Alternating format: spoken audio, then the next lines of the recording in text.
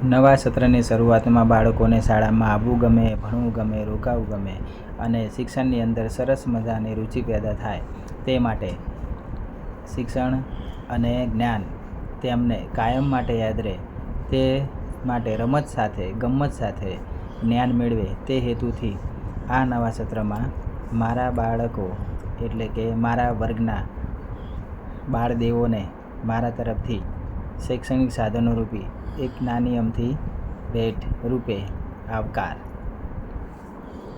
તો જલ્દી બાળમિત્રો શાળાએ આવી અને સરસ મજાના આ શૈક્ષણિક સાધનો વડે ચલો રમીએ અને શીખીએ.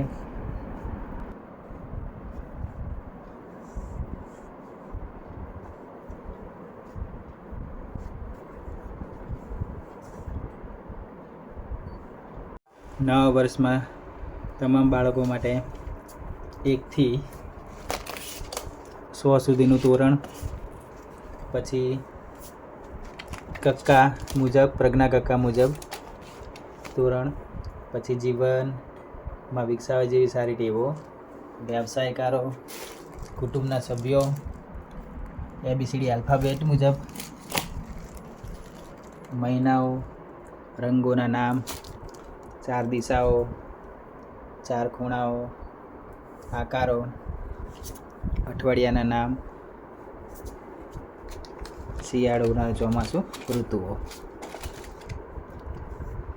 અને આ છે અગાઉ બતાવ્યા પ્રમાણે એજ્યુકેશન શૈક્ષણિક પીલો, જેની અંદર આપણે એક પ્રકારનો દેશી હિસાબ કહી શકાય.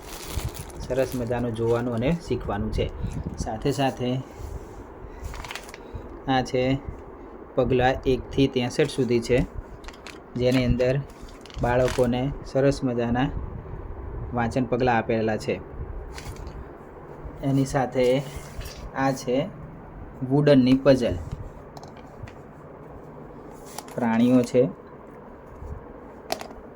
સરવાળા બાદબાકી દેહ માટે છે, માનવ શરીરના અંગો, વાહનો, 1 to 10, ABCD, small letter ABCD, પક્ષીઓ, ફ્રૂટ એટલે ફળો, શાકભાજી, અને આ છે સરવાળા કરવા માટેના અંકો. બીજી 2 પઝલ છે જે હમણાં બતાવું છું. જો આ વુડનમાં કક્કો છે જે આવી રીતે સેટ કરવાનો હોય છે. પછી આ સરવાળા બોર્ડ છે, દાખલા બોર્ડ, જેમાં સરવાળો, બાદબાકી, ગુણાકાર અને ભાગાકાર આપણે કરી શકીએ છીએ આના વડે, અને સરળતાથી આપણે દાખલાઓ શીખી શકીએ છીએ. આ છે 12 અક્ષરી પ્રમાણે શબ્દો, ઉચ્ચારવાળા શબ્દો છે. આ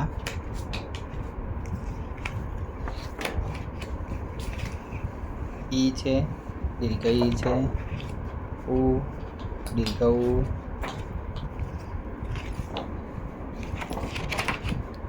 એ છે, ઐ છે, ઓ,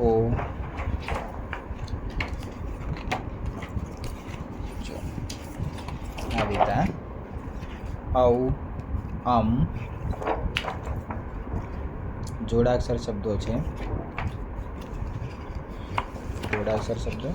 પછી વાક્યો છે એ પ્રમાણે અ થી માંડીને અમ સુધીના અને જોડાક્ષર સુધીના વાક્યો છે બધા.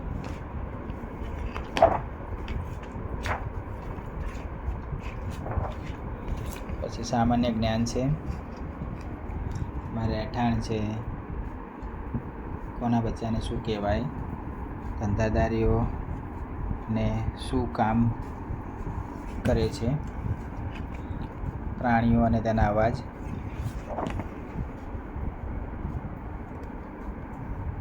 સામાન્ય જ્ઞાન, સારી ટેવો, રંગો અને આકારો. સગપણ પપ્પાને શું કહેવાય? પછી આ બધા વાક્યો છે.